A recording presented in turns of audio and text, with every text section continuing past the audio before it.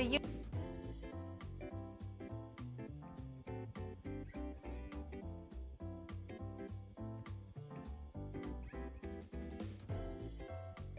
Is that us? We're on? How about that? There's a trick to being a host, and I'll catch on to it before we're done.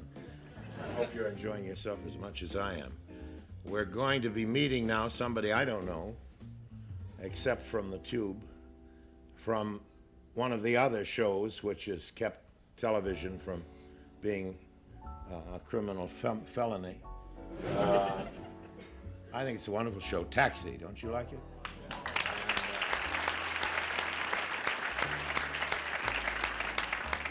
He also made a very considerable name for himself before Taxi ever happened as a comedian, and is a man of many personalities and surprises. God knows what he has in store for us now. Mr. Andy Kaufman.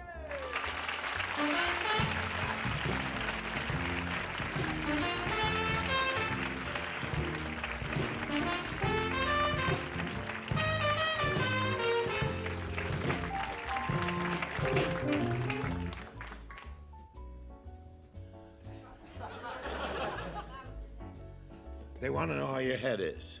Oh, it's Somebody just said that. It's healing very well. It's healing very well. Yeah. You want to talk about wrestling, don't you? Well, actually, not anymore. I I'm don't delighted like to hear that. Why, you don't like wrestling? No, but I heard you talking about wrestling on another talk show. Yeah. So I thought it'd be nice to talk about you. Okay. I could talk about it if you want. About wrestling. If you'd like. I'll talk about anything you'd like to talk about. I'm fascinated. I'm fascinated by all the characters you do. And the other night I saw on Taxi a scene taking place in the native country of wherever it is, Gondolivia, of the basic character you play in Taxi. What is the name of that country?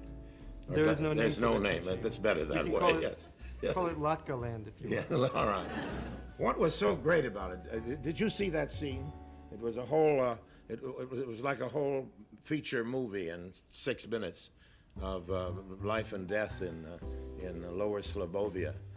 And, what was so great about it was that you played it very straight and with tremendous sincerity, as though you had Ibsen on your hands and not a lot of comedy writers, and it gave it a very curious resonance. And it was one of the best things I've seen in a long time. Thank you. Yeah, it really was. And all those characters are great. I want to know why it is that you go and wrestle with people when you can act so well. I always liked wrestling until this happened. Yes. And now I don't like it anymore. You don't. Good. It would seem to me that although acting is a dangerous business, wrestling might become a little monotonous. Well, it One wasn't. broken neck after another. That's true. Yeah.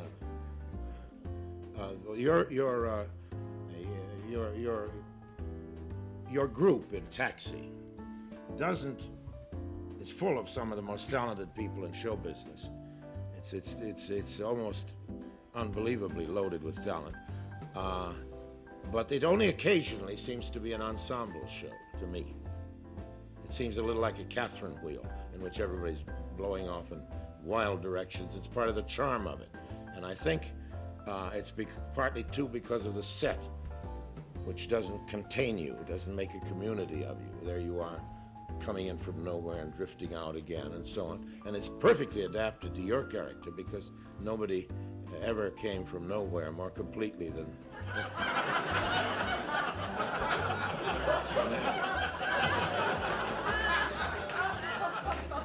You know, when I first used to see you on television, when you were doing that basic character, I thought that was all you could do.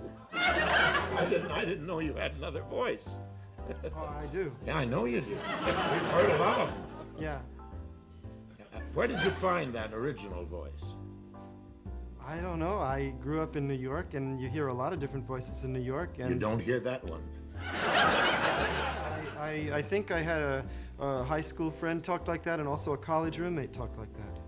high school friend was from South America. A college roommate was from Iran. And I guess the blend of the two turned out, well, actually, there was other people. Let me see, I knew another guy from, I don't know what other country, but just a blend of all the people from other countries that I heard, and I blended them all together and came up with that voice. Yeah, sure, boy, is that a blend. And it's fascinating. I don't know whether it's the innocence of the fellow, or the feeling you have that he is not stupider than everybody, but maybe smarter, that adds to the fascination. How long did you play him before Taxi? Oh, it was one of the first characters I ever did. The first character I ever did was my imitation of Elvis Presley. Yes, and I've then seen I started. That's great. Yeah, that's great. Have you seen that? That's sensational. The next character, after Elvis Presley, was that character. Yeah. Of course, the third character was well, he wasn't a character. There's a lot of debate about whether it's a character or a real guy. That's Tony Clifton, but that's a whole that's a whole other stuff. That's metaphysics. Yeah. Yeah. So those are the three early ones. Yeah. Now for a while it looked like we weren't going to have Taxi anymore, but we are, aren't we? Yes. That's good. I'm glad we are. There's something to look forward to. All right, we'll be right back.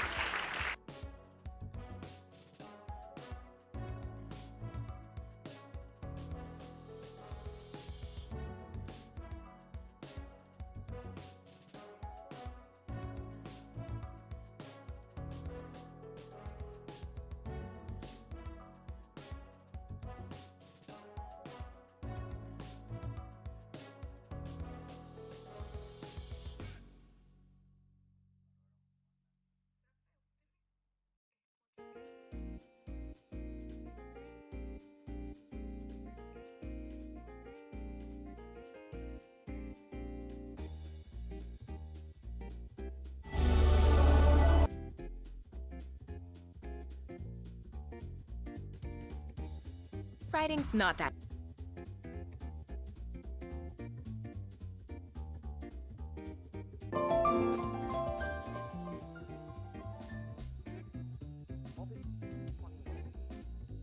Because I think maybe that's what art should offer. An opportunity to recognize our common humanity and vulnerability. So rather than being up here pretending I'm an expert in anything, or presenting myself in a way that will reinforce the odd ritualized lecturer-lecturey model, I'm just telling you off the bat that I don't know anything. And if there's one thing that characterizes my writing, is that I always start from that realization. And I do what I can to keep reminding myself of that during the process. I think we try to be experts because we're scared. We don't want to feel foolish or worthless. We want power because power is a great disguise. I even feel odd calling myself a writer or a screenwriter. I do when I have to. I put it on my income tax form. But I feel like it's a lie, even though it's technically true. I write screenplays for a living, but it's not what I am. When I was young, I really wanted that label. I wanted to be something, I wanted to be a writer. There's this movie, Serpico, and there was a scene in Serpico where, Al Pacino is a cop, and he has an artist girlfriend, and there's a party scene where he's with all these different artist types, and they're saying, well, I'm a painter, but I work in a restaurant, and I'm an actor, but I work in an office, and this goes on for a while. And Al Pacino says, I'm a cop, and I work for the police department. And but there's that feeling when you say you're something, when you want to say you're something, and you have nothing to back it up, because everybody says they're a writer, or everybody says they're this or they're that. And this is what I felt. And everyone else thinks it's bullshit.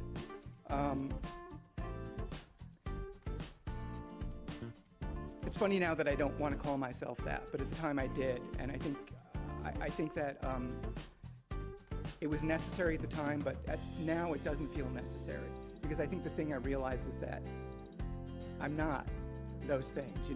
I'm I'm a person who does this, and I struggle with it. I think it was Thomas Mann who said that a writer is someone for whom writing is harder than it is for other people, which, I thought was pretty cool. I think that's sort of it. Is that if you take it seriously, it's a struggle, and it's interesting to me that I've been struggling with this speech for a long time. I told them that I would do this months and months ago, and this has been my job in a way. I sit at my desk and I don't know what to do. And it is very much like when I have a job writing a screenplay. I think I wanted to do something true and I wanted to do something helpful. And I think that what complicates it, in addition to the fact that that's a hard thing to figure out, is that I also struggle with wanting you to like me. And, in my fantasy, I leave here and people are saying great speech, and not only is he a great writer, but boy, I really learned something tonight. He really brought it, and so as much as I know that this neediness of mine exists, I also have a difficult time extricating myself from it or even fully recognizing it when it's happening, because it's a tricky thing. No one wants to come up here and bomb. It's really, literally the stuff of nightmares, I've had that nightmare a lot of times.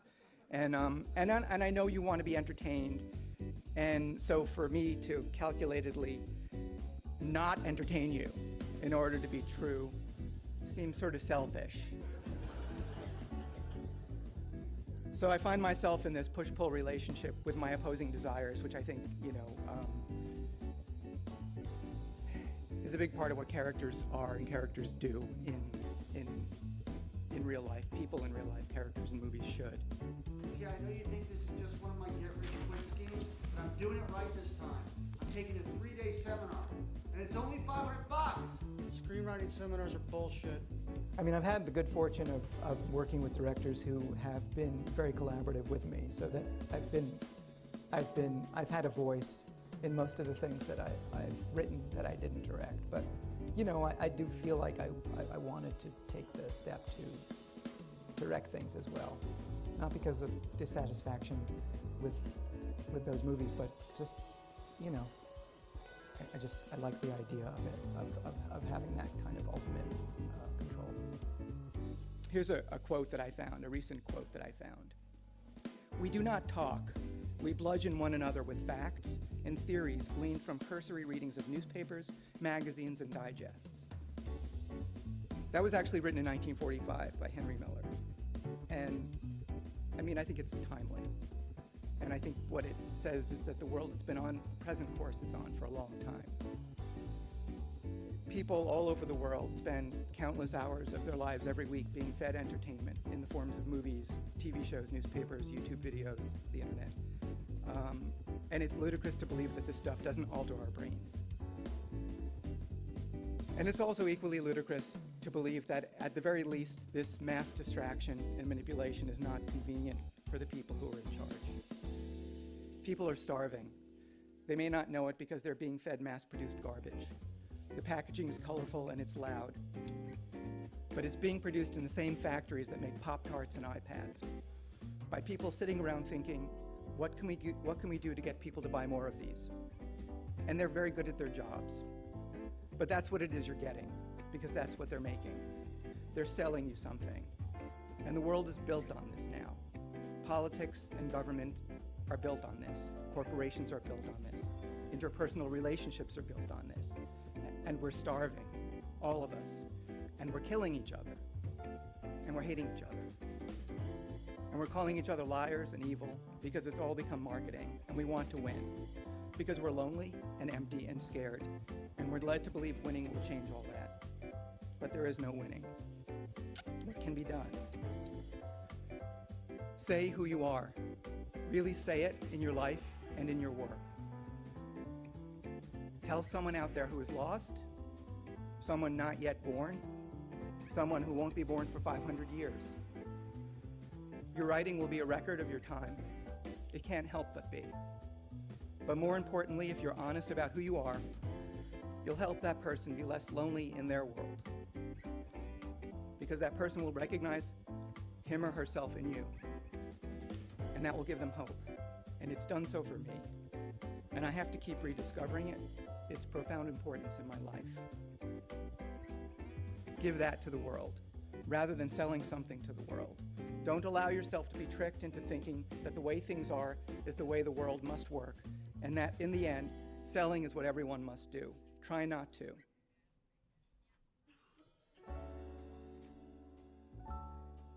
This is from E.E. Cummings.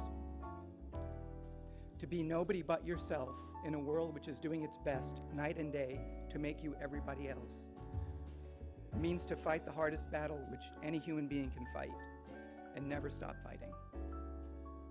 The world needs you. It doesn't need you at a party having read a book about how to appear smart at parties. These books exist, and they're tempting. But resist falling into that trap. The world needs you at the party, starting real conversations, saying, I don't know, being kind.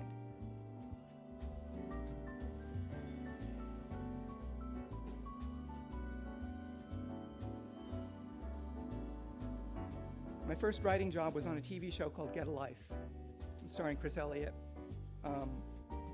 The show was really mostly in the voice of its creators, Chris Elliott and Adam Resnick. They had worked together on Dave Letterman's show, and Chris's character came from that show. So consequently, Adam Resnick's scripts were the best of the show. And we all tried to write in Adam's voice. That was the job. And I was frustrated with my results. But it occurred to me that there was no solution to this problem as long as my job was trying to imitate someone else's voice. I could maybe get close, but I was never going to get better at it than Adam. The obvious solution was not to throw my hands up, but try to find myself in a situation where I was doing me, not someone else. Do you. It isn't easy, but it's essential. It's not easy because there's a lot in the way. In many cases, a major obstacle is your deeply seated belief that you is not interesting. And since convincing yourself that you are interesting is probably not going to happen, take it off the table. Agree. Perhaps I'm not interesting, but I am the only thing I have to offer, and I want to offer something. And by offering myself in a true way, I am doing a great service to the world, because it is rare and it will help. As I move through time, things change. I change, the world changes. The way the world sees me changes. I age, I fail, I succeed, I am lost. I have a moment of calm. The remnants of who I have been, however, hover, depress me, embarrass me, make me wistful. The inkling of who I will be depresses me, makes me hopeful, scares me, embarrasses me. And here I stand at this crossroads, always embarrassed, wistful, depressed, angry, longing, looking back, looking forward. I may make a decision and move from that crossroads, at which point I find myself instantly at another crossroads. Therefore, there is only movement. A screenplay is movement. It is written in time and expresses a passage of time. It is made in time and it is viewed in time. It's a movie, it moves. That's 2 hours I'll never get back. It's a favorite thing for an angry person to say about a movie he hates. But the thing is, every 2 hours are 2 hours he'll never get back.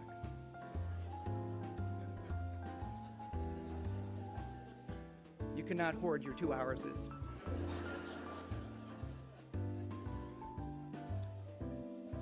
So you are here and I am here, spending our time as we must. It must be spent. I am trying not to spend this time as I spend most of my time, trying to get you to like me. Trying to control your thoughts, to use my voodoo, at the speed of light, the speed of sound, at the speed of thought. Trying to convince you that your 2 hours with me are not going to be resented afterwards. It is an ancient pattern of time usage for me. And I'm trying to move deeper, hoping to be helpful. This pattern of time usage paints over an ancient wound and paints it with bright colors. It's a sleight of hand, a distraction. So to attempt to change the pattern, let me expose the wound. I now step into this area blindly. I do not know what the wound is. I do know that it is old. I do know that it is a hole in my being. I do know it is tender. I do believe that it is unknowable, or at least inarticulable. I do believe you have a wound too. I do believe it is both specific to you and common to everyone. I do believe it is the thing about you that must be hidden and protected. It is the thing that is tap danced over 5 shows a day. It is the thing that won't be interesting to other people if revealed. It is the thing that makes you weak and pathetic. It is the thing that truly, truly, truly makes loving you impossible. It is your secret, even from yourself. But it is the thing that wants to live. It is the thing from which your art, your painting, your dance, your composition, your philosophical treatise, your screenplay is born. If you don't acknowledge this, you will come up here when it is your time, and you will give your speech, and you will talk about the business of screenwriting. You will say that as a screenwriter, you are a cog in a business machine. You will say it is not an art form. You will say, here, this is what a screenplay looks like. You will discuss character arcs, how to make likable characters. You will talk about box office. This is what you will do. This is who you will be. And after you're done, I will feel lonely and empty and hopeless.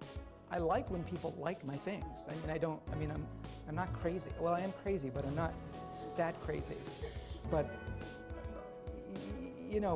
but it has to be on the terms that make sense to me. I want to like it. If other people like it, that's really good and great, because it means that something that I've said has somehow, resonated with somebody, and that's amazing. I want that. But it has to be the thing that I've said. When I first started to work in series television, I didn't need to take a course in how to write a half-hour comedy. I knew, because I had been raised as a consumer of TV series. I understood the rhythms, I understood the types of jokes that were acceptable, I understood the stock characters. And of course, all of this was in service of the perpetuation of the same consumer culture that trained me and made me desire to be part of it. I was a zombie. It's a massive issue because the business I'm in is the same business that politicians and corporations are in. It's a business of selling something that's important to them by disguising it as something that's important to you. And it's ubiquitous. And I don't think it's symbiotic. What I'm trying to express, what I'd like to express, is the notion that by being honest, thoughtful, and aware of the existence of other living beings, a change can begin to happen in how we think of ourselves and the world, and ourselves in the world. We are not the passive audience for this big messed up power play. We don't have to be. We can say who we are. We can assert our right to existence. We can say to the bullies and con men, the people who try to shame us, embarrass us, flatter us, to the people who have no compunction about lying to us to get our money and our allegiance, that we are thinking, really thinking about who we are, and we will express ourselves, and with this, other people won't feel so alone.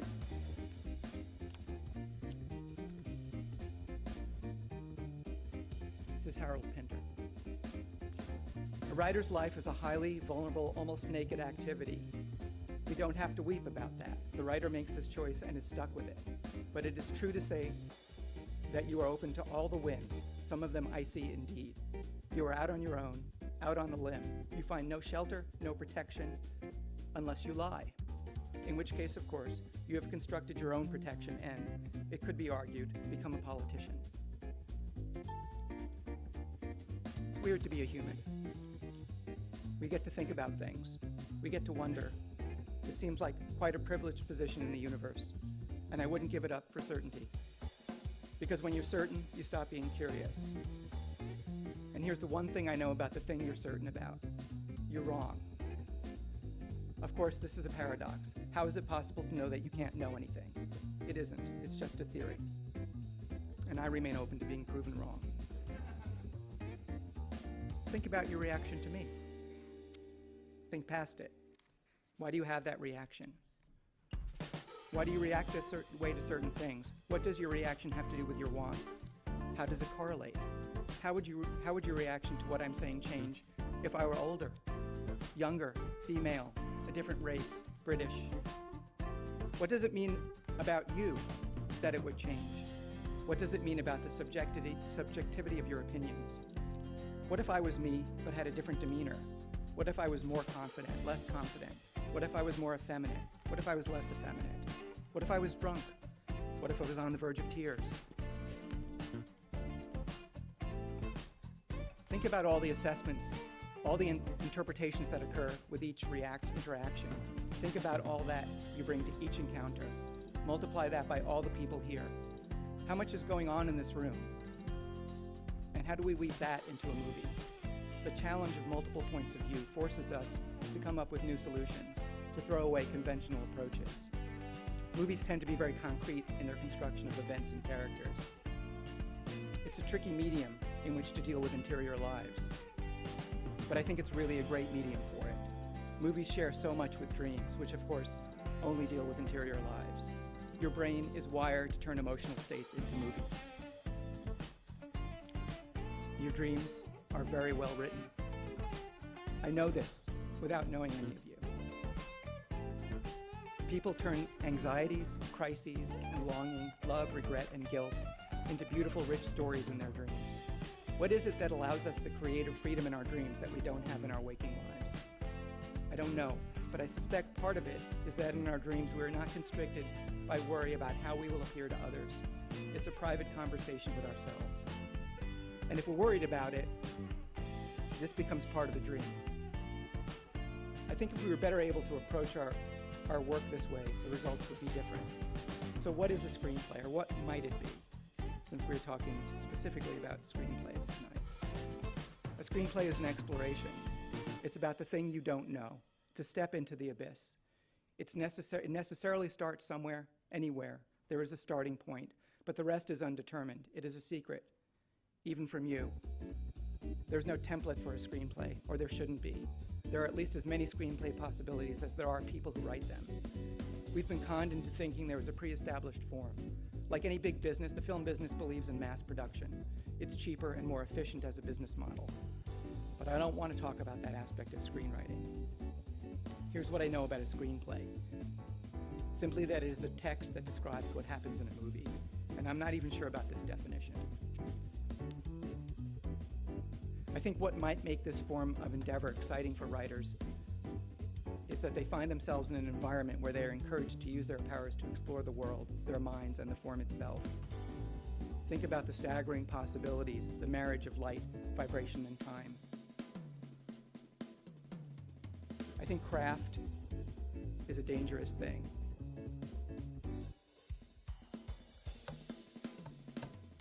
I saw a trailer. Did you call them trailers here? I saw a trailer for a movie, and I won't say what the movie is, but it's coming out soon. And it was gorgeous. And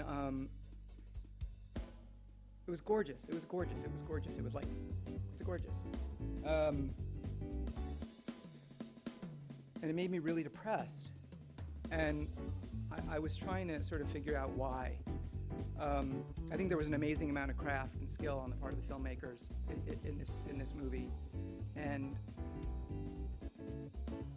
yet it was the same shit.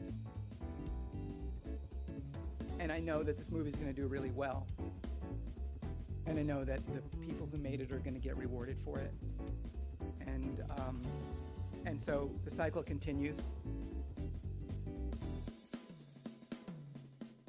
So I think the danger of craft is that it needs to be in second position to what it is that you're doing. And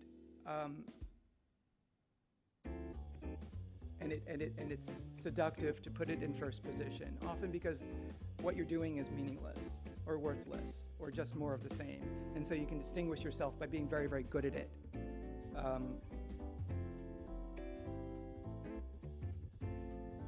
I think you need to be willing to be naked when you do anything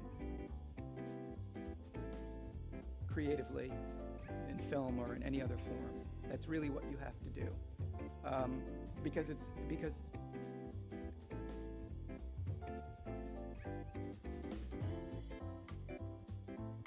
because otherwise it's very, very hard to separate it from marketing. I think that it just sort of becomes what it's about. It's just that I told myself not to say Pope Alexander and sound like a dope, and then I go ahead and say it. It's no big deal. You're such a sweetheart. I always try to do something that I don't know how to do, and I always try to do something different. But, you know, I'm a person with a very specific existence and a very specific background, and like everybody is. And the stuff that comes out of me might resemble other things that have come out of me, you know. But I don't try for that. In fact, I try for the opposite, you know. This thing that I just wrote that hopefully is going to get made is a musical, you know. And I've never done that before, so I did it. The speaker stands on the stage. He looks out at the audience. He doesn't really know why he's here. Not really. More and more in his life, he finds himself in places he can't explain, not really explain. He knows he's here to give a speech, and he's told himself he intends to do some good with it. But he knows that reason crumbles to dust under investigation. What he wants is to change who he is. Each predicament, such as this one, each challenge he accepts in order to move him to the next level of truthfulness. Each time he goes in hoping he will come out a real person. He knows if he just takes enough risks, eventually he will be something that lives a real life. Sweat forms on his brow. How did I know? It's amazing. You know, because I wrote this a week ago, so. He is to speak on a subject. He has been chosen as an expert, but the subject is unclear to him, and he's lonely, is the truth in it. He feels trapped under burdens so immense. The history he carries, the thwarted relationships, compromised relationships, the longing that drapes him like a shroud, the want. He is a wanting machine, ever wanting. He looks out at the audience. They don't know what to make of him. Why is he reading this story up there? He is to be giving a speech about screenwriting.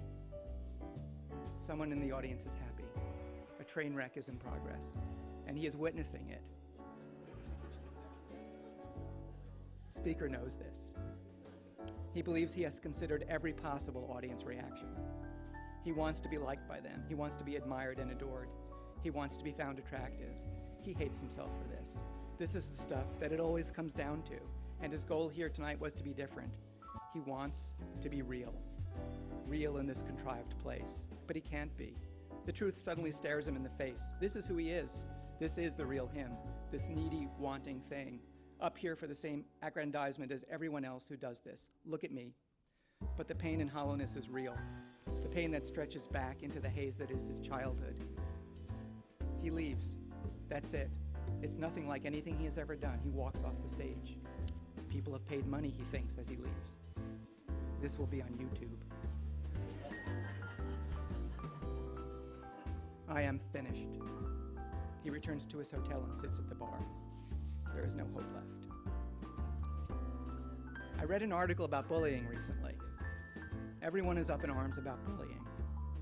A vocal minority thinks it's a good thing.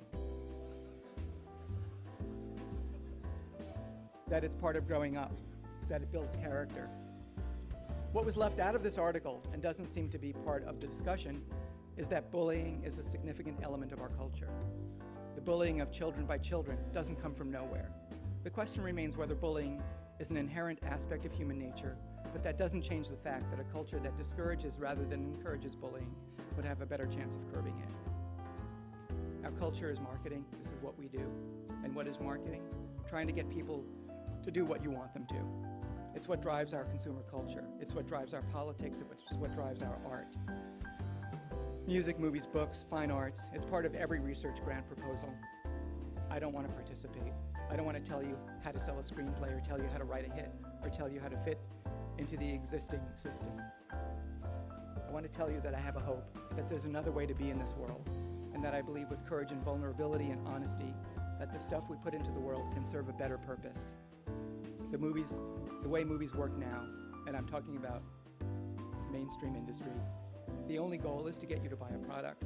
The only goal, the only goal, the only goal, the only goal. And this intention creates the movies that we sit through. And the movies that we sit through create us. In government, we've been reduced to the same game. Through trickery, obfuscation, bullying, fear-mongering, the goal of marketing a candidate is achieved. I don't understand many things. I don't know as much as I'd like about anything. But I'm a human being, and I won't be in competition for the right to be treated decently. I won't play that game, nor should anybody have to. And in turn, I will try not to use whatever access I have to the public sphere to sell things, including myself. The world is very scary now. It always has been, but something grotesque and specific to our time is blanketing us. We need to see that it is not reality. It is a choice we're making or allowing other people to make for us. You are born into a body, into a family, into a situation, into a brain chemistry, into a gender, into a culture, into a time, as am I. At times I can feel the massive gravitational pulling of all these various things, pulling me in different directions, creating me. I watch the reactions I have that are as much my father's as they are mine.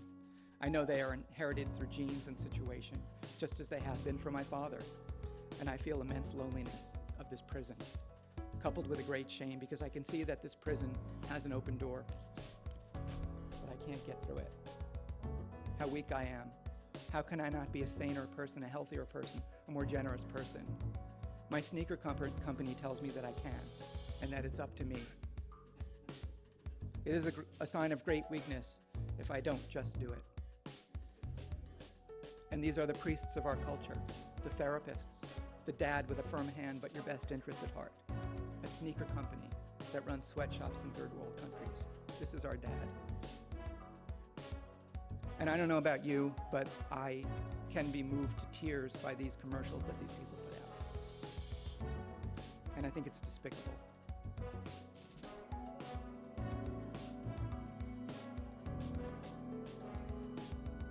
I like the idea of the job a lot. I mean, I don't want to sort of like, I get to think about things I want to think about. I get to write jokes that sometimes make people laugh, and I mean, it's a great job, but it's very hard for me. I don't sit at my desk and laugh, that's very, very rare, Mostly I sit at my desk and look at stuff online. It's mostly what I do, because I can't think. Allow your screenplay to grow and change as you work on it. You will discover things as you work. You must not put these things aside, even if they are inconvenient. Let's not disregard all the little voices in order to simplify. Do not simplify. Let's not worry about what it looks like. Let's not worry about failure. Failure is a badge of honor. It means you risked failure. And if you don't risk failure, you're never going to do anything that's different than what you've already done or what somebody else has done. And just know that's the choice you're making when you won't put yourself at jeopardy like that. Don't compartmentalize to make things simpler than they are. And don't work towards results. Allow yourself time. Let things brew. You're thinking about it, whether you realize it or not. Letting the unconscious take over brings in freedom and surprise and removes judgment. At every single moment, every single person wants something. Often many things. Often conflicting things. Understand this about your characters and yourself. Storytelling is inherently dangerous. If you consider a traumatic event in your life, consider it as you experienced it. Now think about how you told it to someone a year later. Now think about how you told it for the 100th time. It's not the same thing. A few components enter into the change. One is perspective. Most people think perspective is a good thing to have in a story. You can figure out character arcs. You can apply a moral. You can tell it from a distance with understanding and context. The problem is that this perspective is a misrepresentation of the incident. It's a reconstruction with meaning, and as such bears very little resemblance to the event. The other thing that happens in storytelling is the process of adjustment for the audience over time. You find out which part of the story works, which parts to embellish, which parts to jettison. You fashion it. Your goal, your reasons for telling it are to be entertaining, to garner sympathy. This is true for a story told at a dinner party, and it's true for stories told in movies. There are so many pitfalls when a movie comes out that it's hard to enjoy it when it comes out. I mean, obviously, if a movie does well and is critically, well received, and I like it, but I'm so needful of it, that kind of response, that I don't think, it doesn't feel good. It just feels less bad, because it feels really bad when people say mean things. Really, it feels bad. And I kind of wish that it didn't, but it does, and it does for me, and so that's me. Don't tell me. Maplethorpe? Malkovich. Right. Okay. With a screenplay, you're creating a world. Consider everything, every character, every room, every juxtaposition, every increment of time as an embodiment of that world. Look at all of this through that filter and make sure it is all consistent. As in a painting, every element is part of one whole composition. Just as there is nothing separate in the actual world, there should be nothing separate in the world you create. I tell you this little story now because it's interesting to me, and I don't know why I'm telling it, but it's interesting to me, and it's sort of, it just seems like there's something inherently cinematic about it. I run in my neighborhood, and one day I ran past this guy who was running in the other direction, an older guy, and big, hulky kind of guy, really struggling to huffing and puffing, and I was kind of going down a slight hill, and he was coming up the hill, but it was very slight, and he's wearing like a headband and he's sweatshirt, and so he passes me and he goes, "Well, sure, it's all downhill that way," and I love that joke, because it's funny, because it's a funny joke, and he made a connection, and it was like a witty thing to say. And so I had in my head that I like this guy. This is a cool guy, and he's my friend now. And so like a few weeks later, I'm passing by him again. I see him in the distance coming toward me, and we're going opposite ways. And I'm thinking, oh, there's the guy. That's cool. And so as we pass each other, he says, "Well, sure, it's all downhill that way." And I was like, oh, okay, he's got a repertoire, and he doesn't know, I mean, I'm not that special, He's probably said it to other people. Maybe he doesn't remember me. He's an older guy, and maybe there's some,